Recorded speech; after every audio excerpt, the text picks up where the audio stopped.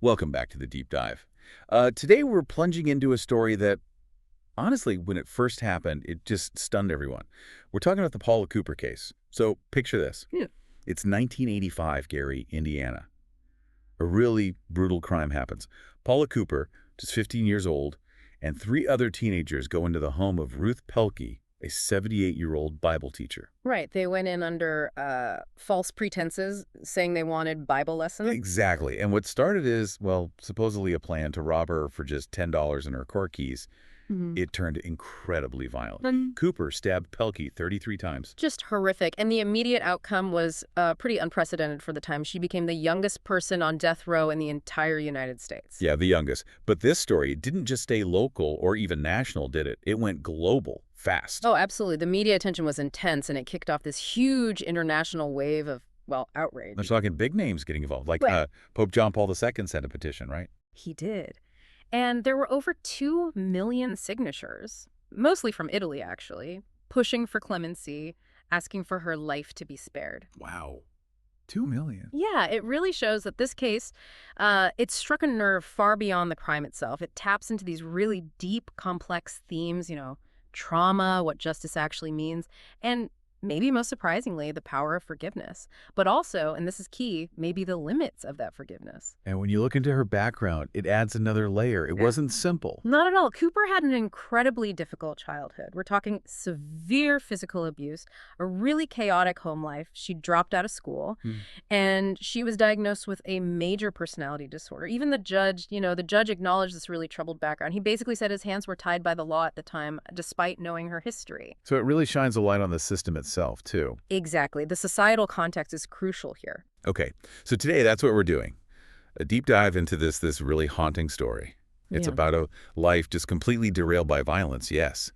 But it also, it holds these powerful lessons, sometimes contradictory ones, about people, about justice. Yeah. Kind of makes you ask, how much does one terrible act define an entire life? So with all that international pressure and legal complexities, what actually happened with her sentence in the end? Well, things did change. Her death sentence was eventually overturned. That was in 1989 by the Indiana Supreme Court. Why? What was the reasoning? They cited changes in the laws around juvenile sentencing, basically, evolving standards about sentencing minors to death, which had shifted since her trial. Okay, so no longer death row. What did the sentence become? It was commuted to 60 years in prison. She ended up serving 27 years and was released in 2013. 27 years. Yeah. That's a huge chunk of life. Did she manage to, rebuild things after getting out? She really seemed to try. It's quite poignant, actually. Imagine coming out after almost 3 decades locked away. The world is completely different. Right. Things we take for granted. Totally. She had to learn basic things like how to use a cell phone. She did find work. She even found love, apparently. Really tried to, create some kind of normal life. It sounds like there's a but coming. Yeah. It seems like the weight of her past, that guilt, it just never fully left her. Which leads us to the really tragic end of her story. It does. In 2015, Paula Cooper died by suicide. She was only 45. Oh, wow. And afterwards, they found letters she'd written, apparently just filled with this deep sorrow, this sense of guilt that she just couldn't shake. It's heartbreaking, really. Terribly sad. So connecting this back then, Mm-hmm. you mentioned forgiveness earlier. How does that play into this whole picture? Well, that's one of the most striking parts of this whole case. It really showcases the potential power of forgiveness, specifically from Bill Pelkey. Ruth Pelkey's grandson. Yes, the victim's grandson. He not only publicly forgave Paula Cooper, but he became one of her biggest advocates.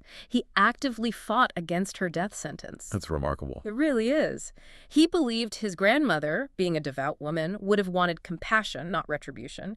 He wrote to Paula, visited her in prison. They developed this unlikely friendship over decades. Decades. Wow. Yeah. He even went to Italy to personally thank the people who had sent all those petitions. His forgiveness was incredibly active. That level of forgiveness is hard to fathom. A real testament, like you said. Yeah. But then Paula's suicide. It sort of complicates that narrative, doesn't it? So just forgiveness isn't always enough. Exactly. That's the other side of the coin here. Bill Pelkey's forgiveness was clearly profound and probably transformative for him, and it must have meant something huge to Paula, offering this connection. But her story ultimately serves as this tragic reflection on the limits of forgiveness, perhaps, especially when it comes to healing the person who committed the act. It suggests that even when you receive that external forgiveness, the internal burden, the guilt, the trauma, sometimes that's just too heavy to overcome. So, wrapping this up, Yeah. what should you, our listener, take away from this deep dive? It really pushes us to wrestle with some incredibly tough questions, doesn't it? It does. Questions about justice, about redemption, and maybe the hardest one. Can the weight of a terrible past act or deep trauma ever truly be lifted, even when someone offers profound, decades-long forgiveness? Paula Cooper's story seems to suggest that sometimes, maybe, some wounds are just too deep for even the most extraordinary grace to fully heal. It's something to really sit with,